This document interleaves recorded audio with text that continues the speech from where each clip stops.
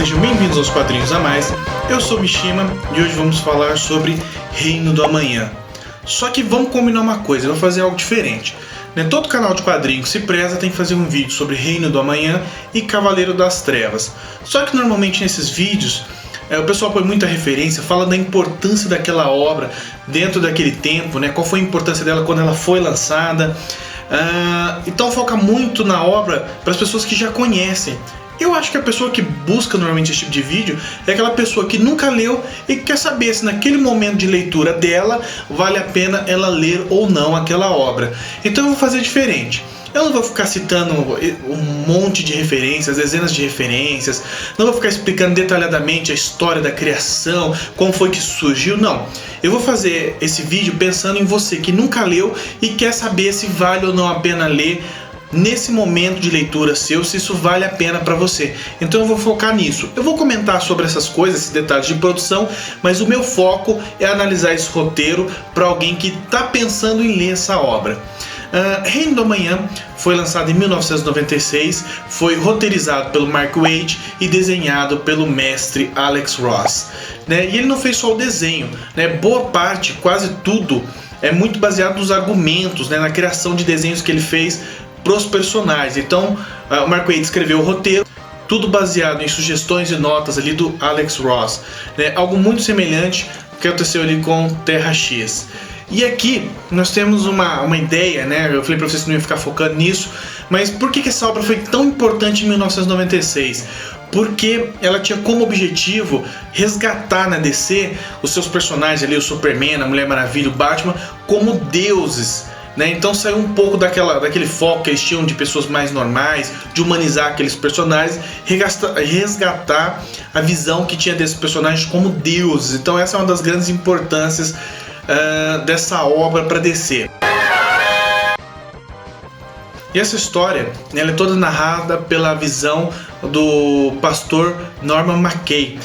O espectro vem, pega o Norman McKay e começa a mostrar o que seria o apocalipse, como eu disse para vocês, eles queriam retratar os personagens da DC como deuses, então tudo é tratado como se fosse aquele apocalipse e o Norman fosse uma espécie de testemunha. O espectro pega ele, transforma ele em um personagem invisível, inaudível e leva ele a passar pelos momentos importantes que, segundo o espectro, levaria o mundo ao apocalipse. Então tem todo esse lado bíblico, essa coisa épica, foi tudo transformado para você sentir que realmente você estava acompanhando ali os momentos que antecediam o apocalipse.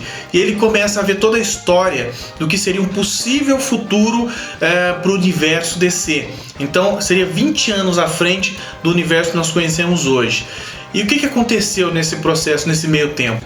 Aconteceu algo de extrema importância. O Coringa entrou no diário e explodiu uma bomba lá. E nesse processo ele matou todo mundo que estava lá. 90 e tantas pessoas foram mortas, entre elas a Lois Lane. E o Superman, assim ficou sabendo da morte da Lois, foi correndo buscar por ele. Assim como um herói em ascensão chamado Magog. E ao encontrar o Coringa, o Magog vai lá e mata o Coringa. E isso foi, o Superman, todo mundo sabe, ele tem princípios, ele não faria isso. Mesmo tendo matado a Lois Lane, ele nunca teria coragem de matar o Coringa, ele não acredita nisso. E o que é o choque para o Superman? Não é o fato da Lois Lane ter morrido, nem mesmo o fato do Magog ter matado o Coringa, mas sim o fato de que a população do mundo absolveu o Magog, ficou do lado dele e achou que esse ato de ter matado o Coringa tá certo, que o mundo precisava era disso, era o de super-heróis com culhões para poder tomar atitudes como essa que realmente iria inibir novos vilões, super-vilões ou mesmo raças alienígenas de invadir a Terra. Então, como a população do mundo ficou do lado do Magog, isso meio que afetou o ego ali do Superman. E o Superman fez o quê? Ele simplesmente resolveu se retirar de cena, resolveu se aposentar. Ele voltou pro rancho da família, pra fazenda da família e simplesmente resolveu desistir da vida de super-herói. E quem acompanha o universo DC sabe que o Superman ele é mais do que um personagem, ele é uma espécie de símbolo. Ele fazendo isso, praticamente todos os personagens daquela época acabaram seguindo, né? Se aposentaram, a grande maioria. Restaram alguns poucos ali, como o Batman, é lógico, né? Que continuou ali a sua luta, porém ele focou apenas em Gotham e deixou o resto do mundo de lado. Então ele focou em Gotham e continuou desenvolvendo ali as suas atividades, mas o restante da Liga da Justiça, a grande maioria, acabou se aposentando, desistindo disso, porque o Superman entendeu que o mundo queria super-heróis que realmente tivessem essa atitude mais violenta, essa atitude mais drástica com a qual ele não concordava. E ele se aposenta, fica quietinho lá no seu rancho. Os poucos heróis que não se aposentaram se dedicaram ali a atividades menores, como a proteção da natureza, ou no caso do Batman ali, proteger Gotham City, e o mundo seguiu em frente. Só que com o surgimento desses novos heróis, começaram a aparecer vários, e o mundo ficou cheio deles. E como eles tinham essa ideia distorcida de justiça, onde eles eram violentos e matavam e não se importavam com isso, eles foram realmente acabando com os crimes e acabando com tudo aquilo. E a população cada vez mais concordando com isso. Até que em determinado momento eles não tinham mais com quem batalhar. Então eles começaram a lutar entre si. Tá? E nesse processo eles não se importavam mais com proteger os humanos, com nada disso, né? Eles começaram a lutar entre si, e se tivesse humano no meio, morria junto. Esses embates levavam muitos humanos a morrer, e a coisa foi ficando cada vez mais crítica, até que aconteceu um incidente que levou milhões de pessoas à morte. E essa foi a gota d'água, né? A Mulher Maravilha foi até o rancho dos Kent, foi lá falar com o Superman e o convenceu a voltar ativa. Então o Superman resolve voltar ativa e resolve instituir uma nova ordem, né? Ele quer acabar com tudo aquilo que esses novos super-heróis criaram. Ele quer realmente colocar a justiça de volta na Terra, mas a justiça que ele acredita, né? Essa coisa realmente de não violência, de não haver guerras, não haver morte, algo um pouco mais extremo do que aquilo que ele vinha fazendo. E aí começa a história, tá? A partir de agora eu vou ser um pouco mais cuidadoso, porque isso que eu falei pra vocês é apenas o início da história. E a partir de agora eu posso falar spoilers, então eu vou tomar muito cuidado, tá? Pra não revelar nada realmente importante. Fica até difícil falar daqui pra frente, mas vamos lá. O que eu ainda posso dizer pra vocês é o seguinte: a gente começa a ter 3 grupos. Um é o Superman, né? Que trouxe, com a sua volta, ele inspirou aqueles heróis que estavam aposentados a voltarem ativa também e a criar essa nova ordem. Um segundo grupo, que é o Batman, né, que não concorda com essa ideia do Superman de instituir uma ordem à força, e ele tem os seus próprios planos ali para o mundo, né, e como sempre, né, se tratando de Batman, é lógico que ele estava preparado, que ele tinha um plano para tudo aquilo, né, porque o Batman é um homem que sempre tem um plano. Em terceiro nós temos aqueles super vilões, o Lex Luthor e outros que fazem parte da Frente de Libertação da Terra, que tem ainda um outro plano para a Terra. Então nós temos aí 3 grupos, e eles, cada um com seus planos paralelos ali, sem um ter conhecimento do outro, um tentando descobrir sobre o outro. E a história começa ali realmente a acontecer, e é tudo muito bem contado, muito bem amarrado. Esses 3 grupos, a história é muito divertida, vão aparecer inúmeras referências, como eu falei para vocês, né? Dezenas de referências, não só nos diálogos, mas principalmente nas telas que o Alex Ross faz, né? Porque ele coloca muita coisa ali, muita informação, muitos easter eggs. Cara, e é muito legal como a história vai se desenvolver. Se vale a pena ou não ler, eu posso dizer para vocês o seguinte: mesmo que o roteiro fosse muito ruim, somente pela arte do Alex Ross já valeria a pena.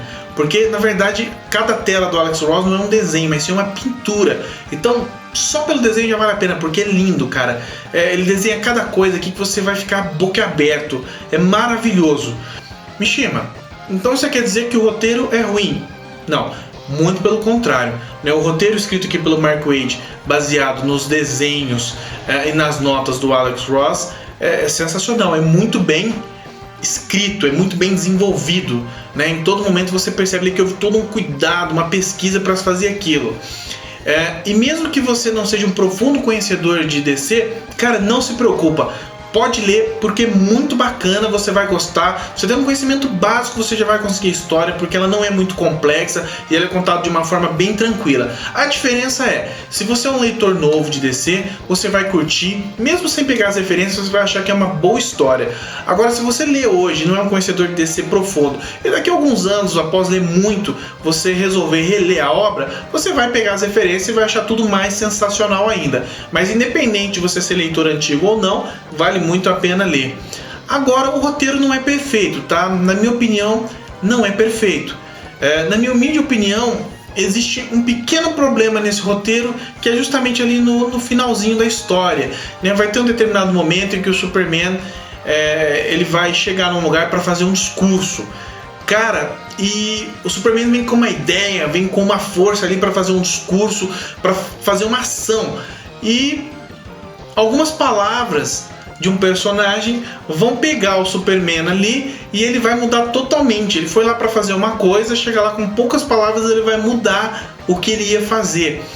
E é de uma hora para outra, é muito rápido. Então eu achei isso um pouco fraco no roteiro, eu achei que foi uma desculpa para resolver aquela história, né? É como se você chegasse determinado, decidido a matar uma pessoa e de repente alguém falasse algumas coisas para você e em questão de segundos você resolvesse perdoar tudo e mudar tudo e fazer tudo de uma outra forma porque ouviu algumas poucas palavras de uma pessoa ali naquele momento. Eu acho isso muito pouco improvável. E pra ser sincero, eu sei que esse é o ponto alto. Muita gente acha que esse é o ponto alto da HQ, né? E eu respeito a sua opinião, né? Se você acha que esse discurso aí nesse determinado lugar é o ponto alto da HQ, tudo bem. Mas eu sinceramente acho esse discurso muito piegas. Então pra mim, essa é a grande falha desse roteiro. Mas por outro lado ali, realmente no final, depois que esses fatos todos se resolverem, vai ter um pequeno momento ali entre alguns personagens interagindo como se fosse num dia a dia, e pra mim esse é o momento maior dessa HQ. É você ver, né, porque todo momento existe esse movimento para mostrar, para endeusar, não sei se existe essa palavra, né, para mostrar os personagens da DC como deuses. E realmente eles são deuses. A diferença dos personagens da Marvel, que tem o pé no chão, eles têm poderes quase ilimitados.